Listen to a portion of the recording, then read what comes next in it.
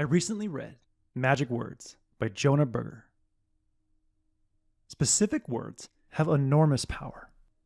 There's one word that can double your chances of banishing a bad habit.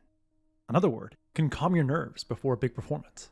And a certain category of words will get people to do the right thing. Let's explore some magic words, starting with a simple 4-letter word that will dramatically increase your willpower. In 2010, 2 consumer psychologists set out to test how well this 4-letter word enhanced dieters' ability to resist a delicious chocolate bar. At the start of their experiment, they told half their participants to think, "I can't," when tempted by comfort food. Like, "I can't eat this chocolate cake." Then they instructed the other half of participants to use "I don't" self-talk. Like, "I don't eat chocolate cake." Saying "I don't" instead of "I can't" seems like a minor substitution. But after all the participants completed a random survey, they were offered a chocolate bar. And the "I don't" participants turned down that chocolate bar twice as often as the "I can't" participants. When you take a second to test drive the difference between "I can't" and "I don't," you'll quickly feel why "I don't" is a powerful self-control tool. Saying "I can't" makes you feel like you're being controlled by outside forces. Like, "I can't go out tonight because my wife will get mad at me." Or, "I can't have that cheeseburger because my doctor wants me to avoid fast food." But saying "I don't" moves the locus of control inward and heightens the feeling of autonomy. Someone who says, "I don't go out to eat on weekdays because I'm saving money for a down payment on a house," sounds like someone in control of their life and will probably reach their personal goals. "I don't" also extinguishes temptation and shuts down external persuasion because it feels permanent and non-negotiable. Leverage the power of "I don't" by reflecting on 3 things you did yesterday that you want to change going forward. Then write out and repeat 3 "I don't" statements using the magic words "because" and "choose to." For example, "I don't hit the snooze button and lie in bed after my alarm goes off because I choose to start my day actively and promptly. I don't make excuses for skipping workouts because I choose to prioritize my health and well-being. I don't check my email until I accomplish something meaningful because I choose to focus on important tasks first." When you empower your "I don't" with "because," you provide a reason, and research indicates that any reason, even a trivial one, will make a directive more persuasive and less prone to resistance. And using the words "choose to" will further enhance your sense of autonomy and self-control. Our next magic word for personal improvement is just 3 letters long. Sometime this week, you're going to encounter a nerve-wracking situation, an important meeting, a presentation, or a difficult conversation. If you're like most people, your self-talk will use the first-person pronoun "I" or "my," as in, "I'm feeling nervous," or "I don't know if I can do this," or "my heart is racing." Such self-talk usually intensifies your nerves. But replace "I" or "my" self-talk words with "you," like "you prepared for this," or your name, like "Nathan, this is what you trained for," or your nickname, "Nate, take a deep breath," and you'll start feeling confident.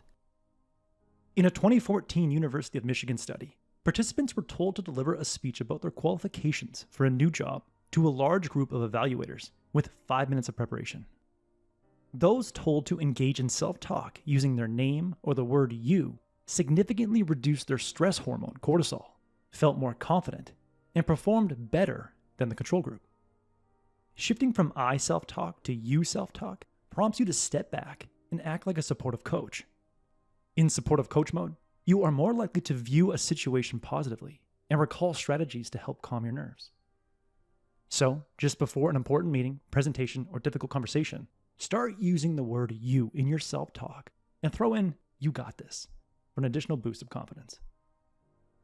"I don't" declarations and "you" self-talk will influence your behavior, but the following magic words will influence other people's behavior. First up is a 5-letter word that will help the people around you go from stuck to inspired. Someone around you is probably struggling with a challenge and wondering what they should do next. You can end their suffering and help them find a way forward by asking a good could question. If your child is procrastinating on a school project, try saying, "I know you don't feel like working on that project right now, but what could you do in the next hour to make some progress?" If a friend is stuck in a dissatisfying job, say, "I know your job sucks, but what small thing could you do to improve your work life?" Your could question may get them to consider a request to their boss, like asking them if they could come in early and have an extra hour at lunchtime to go to the gym. Could questions get people to stop focusing on their problem and start focusing on possible solutions? They make people more curious and creative.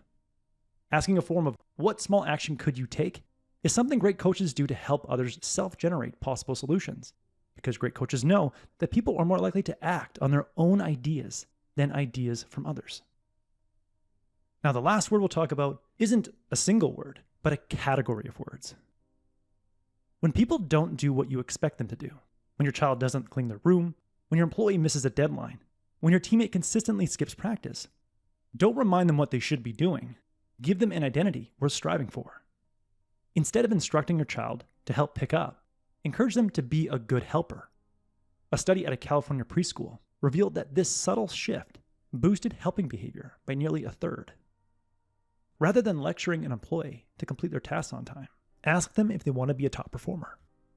Rather than urging a teammate to attend practice, simply say, "be a team player," or "act like an elite athlete."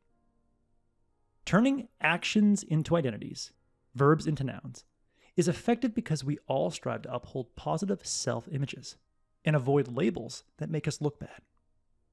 One study found that when election campaigns talked about being a voter instead of simply asking people to vote, they increased voter turnout by 15%. Another study found that students who heard the words "don't be a cheater" cheated half as much as students who received the words "don't cheat." The next time you want to shape someone's behavior and get them to do the right thing, turn an action word into a desirable identity they want to pursue, or into a shameful identity they want to avoid. In the end, specific words have enormous power. Words like "I don't" and "you" influence your behavior and your emotional state more than you think. Words like "could" help people generate more ideas than they thought they had. And identity words generate more action than action words ever could. Author Jonah Berger says, "Words have an amazing impact, and by understanding when, why, and how they work, we can use them to increase ours." That was the core message that I gathered from Magic Words by Jonah Berger. This is a beautifully concise and effective guide to persuasion. I highly recommend it. If you would like a one-page PDF summary of insights that I gathered from this book, just click the link below and I'll be happy to email it to you. If you already subscribed to the free Productivity Game email newsletter, this PDF is sitting in your inbox. If you like this video, please share it. And as always, thanks for watching and have yourself a productive week.